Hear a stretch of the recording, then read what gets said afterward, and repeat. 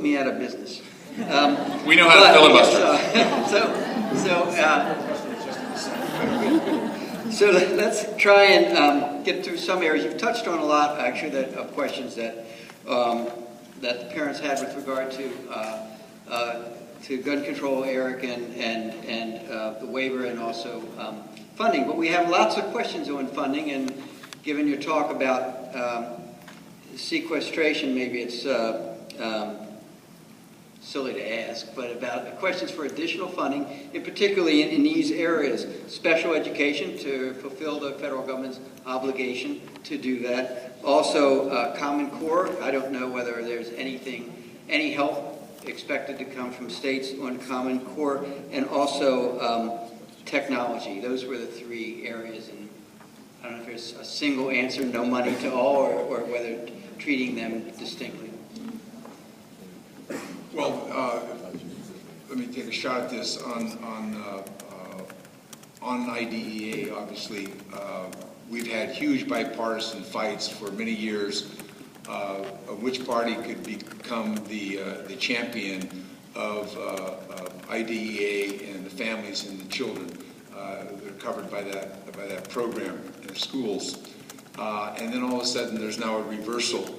And without a lot of thought, nationally, there's an effort to cut almost $600 million out of this program, and nobody would suggest that this isn't important, that it doesn't make a difference. In fact, we're sort of accelerating on the amount of difference that we can now make with early interventions on behalf of these children and their families, and yet it's just thrown as an across-the-board cut.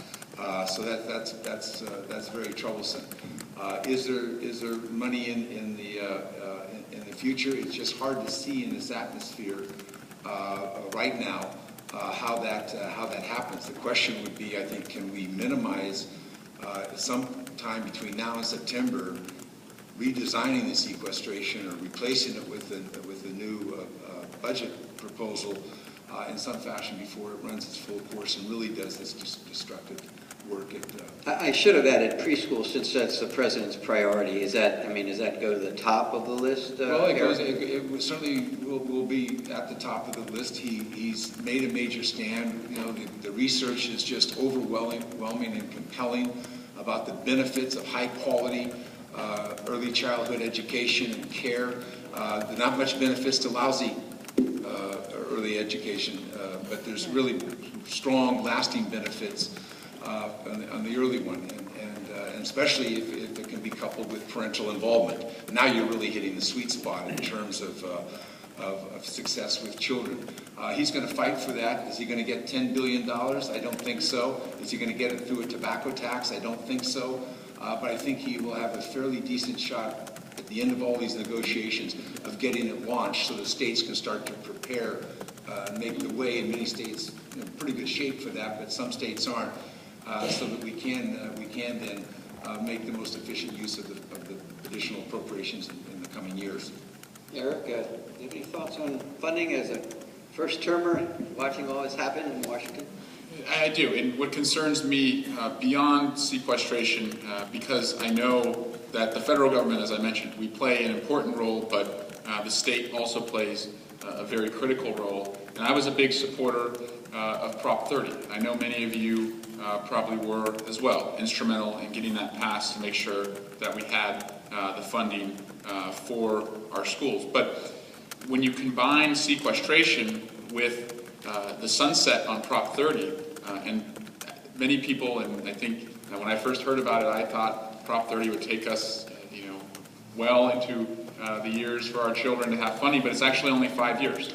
It's only a 5-year funding source. So in 5 years, 4 years from now, that money will be gone, and so we will need a new source. So it gets us to 2016, but beyond that, when you take sequestration and you put that we don't have a sustainable funding source for our schools, that's what keeps me up at night and makes me nervous, because as Congressman Miller mentioned, we're seeing this attack on the role of federal government or the role of public institutions, and we're starting to feel it. Sequestration happened.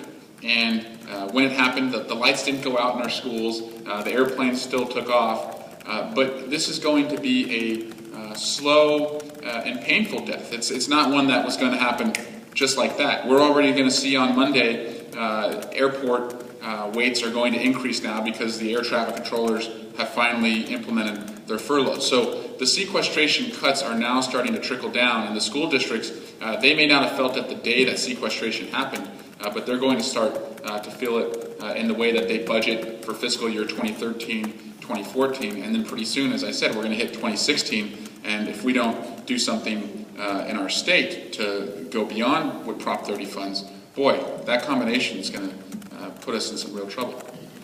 So I think a lot of our parents were pleased to hear your positions on gun control and what you've done. Here's another aspect of school safety. I know Senator Boxer, I believe, is sponsoring a bill would substantially increase police presence in schools. And Eric, as a former prosecutor, I'm interested in this question. There's been some studies that really raise concern about what happens when police presence in schools in terms of criminalization of behavior that would not have been before. As a prosecutor, what's your perspective on that?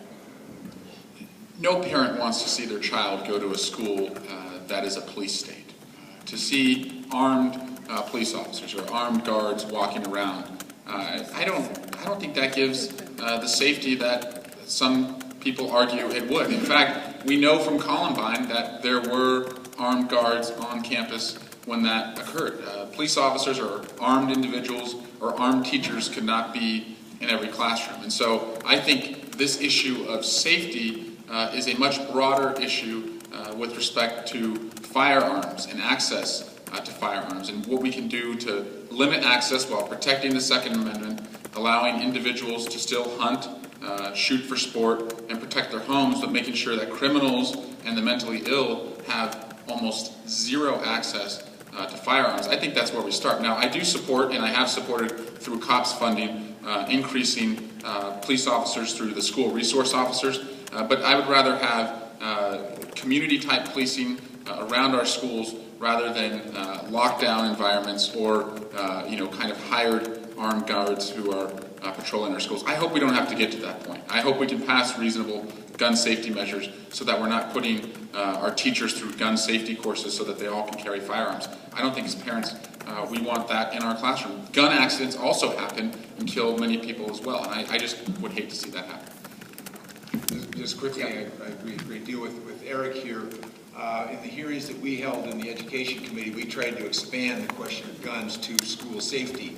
And all of the experts that were invited, people who had spent their careers doing this, either in the school systems or as consultants or in the public safety community, said the idea of arming teachers was just a real bad idea. We heard that in the other committees also that held these hearings. School resource officers, obviously we've had them for a considerable number of years. I represent some very difficult areas. I have kids killed on campus. I have kids killed on the street outside of campus, and in their neighborhoods in parts of my district. And I think the school resource officers have been helpful in some of these instances. But the fact of the matter is, you have to have a very, very clear understanding of what's taking place here when that resource officer is on the campus. We see a great deal of concern, especially in the minority community and other communities, that we see tickets being written, citations being written for students for what ordinarily you go to the principal's office, you may sit there, you may go back to class, what have you. This is ending up in court dates, this is ending up in records, and all of a sudden you got a student here that's got a number of strikes against them. And I know in Atlanta they ran a big program, and the courts sort of took a strong look at this, and they decided 80% of their workload was coming from the schools, and they started asking the schools, what are you doing about handling this problem? Why are these people coming here, and our choice is the streets or jail? And they reduced that 80% by about 80% by putting in procedures to deal with reconciling the differences with when you pay somebody back for doing wrong.